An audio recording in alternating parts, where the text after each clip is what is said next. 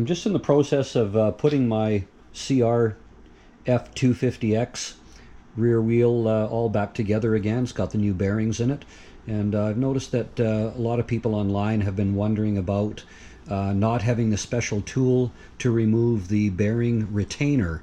And I'll show you what I've used in this particular case, but I'll cover a couple of the other methods that people have talked about. I certainly wouldn't recommend using a hammer and any kind of punch to try and drive it out. The retainer is made of soft aluminum, and you could end up making a real mess.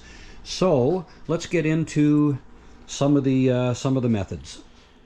Okay, one method that I've seen that somebody had suggested is using a couple of screwdrivers and with a suitable pry bar in between, spinning out that way. But with flat blades, you'd have to worry about keeping the blades at right angles to the retainer and keeping their distance. So it'd be a little awkward trying to make that actually happen.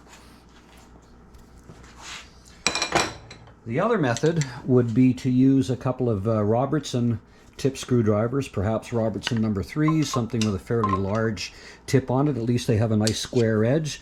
You could do the same trick, but again, you might want to stuff a rag in between the two screwdrivers to help keep them spread. Even then, you still may need another set of hands to help you pull it out. So the method that I used is I just had laying around in the shop.